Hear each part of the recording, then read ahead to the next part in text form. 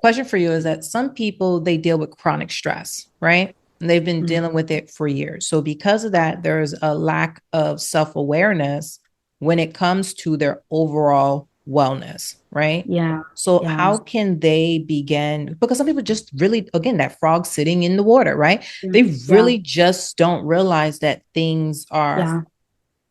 there's not that big reaction because it's Yeah. not from hot to cold. It's been this Yes. gradual increase, right? What are some things that people can begin to do to kind of check in with themselves and really see, like, hey, no, you're actually not Mhm. okay. You've actually been in chronic stress the entire time and you're missing all of these signs Yeah. that something is going on. Yeah, and honestly, it's so common, Michelle. Like, I feel like it's almost like we've normalized being Yeah. exhausted all the time, being so Mhm. stressed out, and this is just how life is supposed to feel. I find this to be especially true with women and when it comes to our like premenstrual symptoms, Mm. right? Like it's like almost like a big joke, a meme, like of course, like it's your Mhm. hormones and we're supposed to Mhm. be moody and we're supposed to be in so much pain and bloated and just not feeling our best before our cycle. But a healthy cycle is one that just comes and goes without you noticing. Mm. That's what a healthy, normal cycle is supposed to be like. And Listen. instead, we've normalized ourselves not feeling our best at Yeah. all.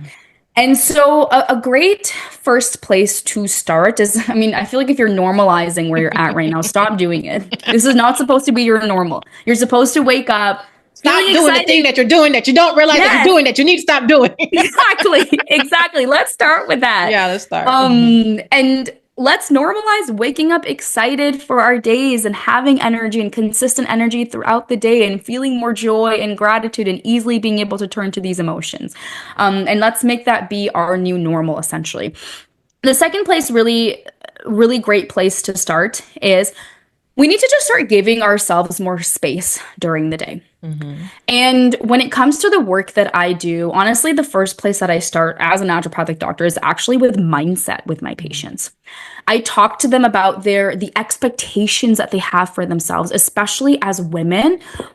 I have had so many women in my practice who they will sacrifice their sleep because they have to make sure their dishes are done by the end of the night. Mhm. And they cannot sleep until the dishes are done, the kitchen is clean, the laundry is folded, and they'll sleep for like 5 hours because these things need to be done or they can't go to sleep. Yeah. And so, starting with these internal expectations that you have of yourself, because nobody's going to give you a trophy at the end of your life saying, amazing, here's your trophy for always having your dishes done before Dishes done bed. every night. Every night, amazing. Like, here's your trophy and Mhm. award. Yeah, you're Yeah. going to go, like, no, no, you're not Yeah. going to get that. Yeah. And so we need to start with these expectations we have for ourselves because those expectations create so much So, internal urgency and pressure. I remember mhm. when I first started my business, I had that pressure of I need to be a millionaire by the end of this year. And if any of you have started your own business, you can Come start on to laugh now. at that because girl, as if. Like, Oh my yeah, God. as if. Mm. So reducing that is going to be so, so important and starting to be mindful of that for yourself. Yeah. Second is starting to take more control of your day and look at how have you had your day structured. You need to have room and space to breathe. If you want to be less stressed, it means yes, you do have to do a little bit less. Doesn't mean you still can't be as successful and achieve all your goals, but you need to give yourself room and space to breathe. Yeah. So whether it means in between meetings, you take a few deep breaths, whether it means after lunch, you go on that 10 to 15-minute walk, but you need to start giving yourself space during the day so that your nervous system can reset itself. That's the only way our nervous system can essentially reset. If we're constantly on the go, one thing after the other, we keep ourselves in the stress state all day long. And Mm. so these are some really, really simple ways to start. And then, of course, one of the best things that we can do with our diet is starting to eat more protein. So, so important for us. And really taking our food that we're eating a bit more seriously throughout the day. Because another huge contributor to chronic stress, nervous system dysregulation, Mhm. is blood sugar dysregulation. These Mm. highs and lows in our blood sugar make such a big difference in our ability and capacity to handle stress throughout the day. This is so good. So, another question for you is that let's make it a Yeah. bit practical because using that example of the individual or that woman that feels like, hey, I cannot go to sleep until, all the dishes are done. But then she Yeah. tries it. She goes, you know what? No, I'm gonna take this expectation off of myself of being perfect, Yeah. right?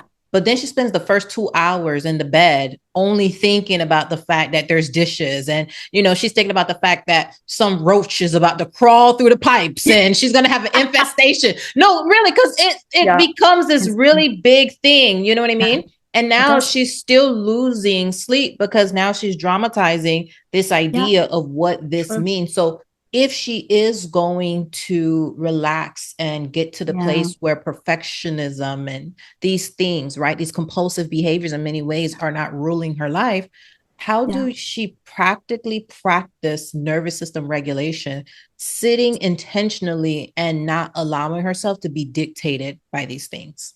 Yeah, great question, because that's usually the first thing that happens is we stop doing these things, and what happens? Guilt. Guilt tends to be the number one emotion that comes up. And what I always like to say about guilt is that guilt is not a product of your character. It's not a result of your character. And I think that's very important to understand. Good. Guilt is a product of your conditioning. Okay. Two very different things, because when we are working on changing our lifestyle, showing up a different way, oftentimes that comes with guilt, right? Maybe for someone else Mhm. it's starting to put their needs first. We can experience a lot of guilt with that, but we need to understand, though, guilt doesn't mean you're a bad person. It's simply you changing your conditioning. That's what's happening right now. And so what really needs to happen in that moment is, part of it is, yes, learning to sit with the emotions. We can feel angry and not have to punch someone, even though we really want to. We really want to punch that person, but we don't, because we know that it's not right, that we shouldn't do it. So you can feel all of the emotions and feel all of that. And really, what we need to understand is, in that moment, what's happening is you're just doing something new. You're doing something new and uncomfortable. Your brain is freaking out, going like, "Oh my God, who are we? We're not that woman who doesn't wash dishes. Like what?" And your brain is just going into freak out mode. And in that moment, if we were to get up out of bed and go wash the dishes, we're just reinforcing that old conditioning again. Mm. Versus if you allowed yourself to sit in the emotions and actually do something to support your nervous system in that state. Maybe you take a hot bath. Maybe you do your skincare. Maybe you do a meditation and or a yoga video, and actually do something to calm your nervous system response on what you're teaching your brain in that moment, that this is safe. It is okay for us to go to bed without washing the dishes. We are safe in this moment, because what's happening in that moment, your brain's just like, "Oh my God, we're gonna die. If you don't wash Mm. dishes, we're gonna die." That's what your brain is essentially saying to you in that moment. So, learning how to be with the feeling, the discomfort of it, not taking the action we would always take, and then instead doing something to actually nourish and support our nervous system state. And what's going to happen is, over the span of a couple days and weeks, it's just going to become your new normal. Now you're just a woman who goes to sleep with dishes in the sink, and it's okay. Well said.